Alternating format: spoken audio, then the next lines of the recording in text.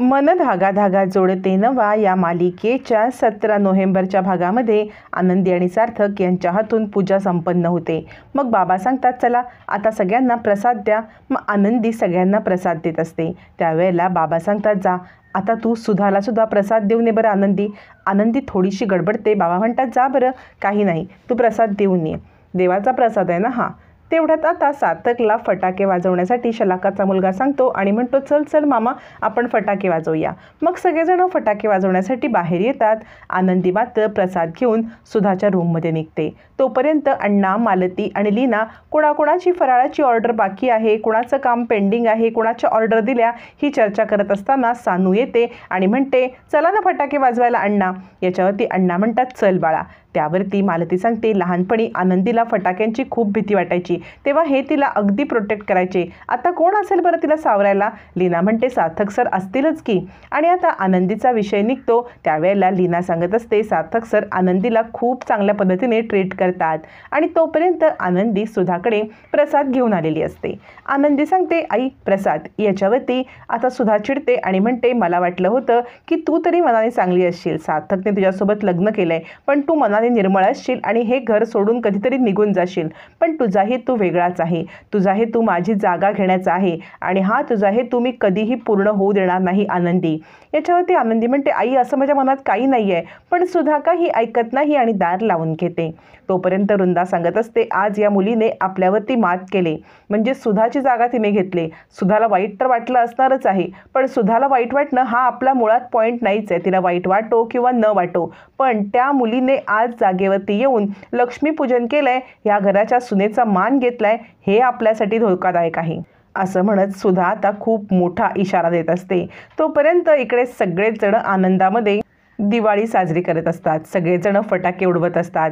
आनंदीला फटाक्यांची खूप भीती वाटत असते, ती आता विचारातच बाहेर येते आणि त्यावेळेला इतके मुद्दाम वृंदा शलाकाला इशारा करते आणि केदारला इशारा करून आनंदीच्या दिशेने खूप सारे फटाके फोडायला लावतात।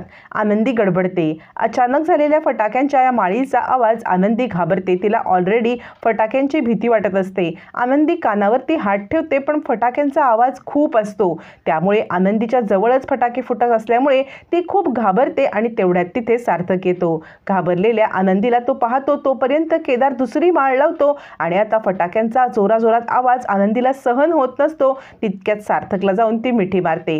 सार्थक तिला आपल्या मिठीत घेतो, तिच्या कानावरती हात ठेवतो आणि फटाक्यांकडे पाहतच बसतो। आता आपण करायला काय गेलो आणि झालं काय? आपण ह्या दोघांना दर वेळेला वेगळं करायला जातो पण नेहमी आपलाच पचका घडतो। याच्यामुळे वृंदा खूप चिडते।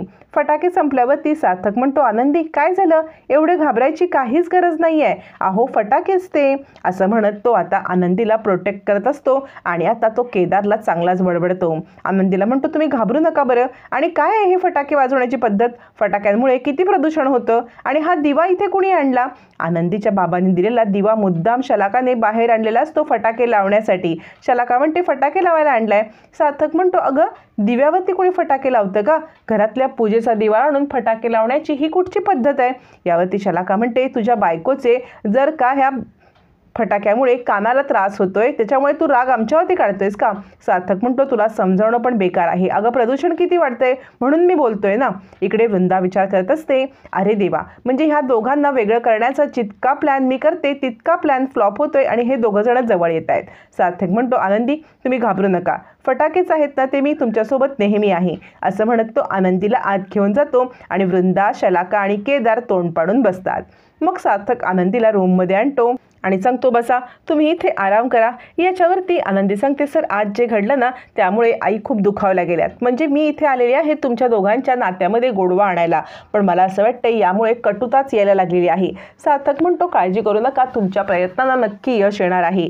याच्यावरती आता आनंदी म्हणते नाही सर, मला असं वाटतंय की या सगळ्यामुळे आपल्याला जास्त प्रयत्न करायला लागणार आहेत आईंना आणि तुम्हाला जवळ आणण्यासाठी, आणि खरं तर मी तुम्हाला थँक्यू म्हणणार होते या सगळ्यामध्ये फटाक्यांपासून तुम्ही मला वाचवलं. सार्थक म्हणतो थँक्यू तर मी म्हणणार होतो, कारण तुम्ही मी आणलेली नऊवारी साडी नेसलीत ना, असं म्हणत सार्थक आनंदी बोलत असताना इकडे सुधा आता वृंदाला सांगत असते, वृंदा तू मला समजवण्याचा काही प्रयत्न करू नकोस, कारण कसं आहे ना, मला ह्या मुलीचा इतका राग आलेला आहे. ही मुलगी या घरात आली, माझा अधिकार हिरावून घेतला. तू काहीतरी करा, तुम्ही काहीतरी करा आणि हिला इथून घालवून काढा. हिला इथून घालवायलाच पाहिजे. याच्यावरती वृंदा सांगते सुद्धा तू माझ्यावरती सगळी जबाबदारी टाकलीस ना, आता काळजी करू नकोस. आता ह्या आनंदीला कशी इथे बाहेर काढायची हे तू माझ्यावरती सोड. मी तिला नाही 2 दिवसात घराबाहेर काढली तर नाव बदलेन, असं म्हणत वृंदा सुधाला शब्द देते. आणि आता सुधा मात्र इकडे वृंदाच्या कटकारस्थांच्या मध्ये अडकत चाललेली असते. तोपर्यंत आनंदी सकाळी पाडव्याच्या दिवशी झोपेतून उठते, पाहते तर काय, सगळीकडे छान डेकोरेशन आणि समोरच एक हार्ट लावलेला असतो. हार्टवरती लिहिलेलं असतं बायको पाडव्याच्या खूप खूप शुभेच्छा. आणि त्यावेळेला एक गिफ्ट पण असतं, वेगवेगळ्या धाग्यांचं एक टोपलं असतं. आणि आनंदी ते टोपलं उचलते आणि तिला इतका आनंद होतो. या सगळ्यांनी विणकाम करण्याची तिला एक संधी मिळालेली असते.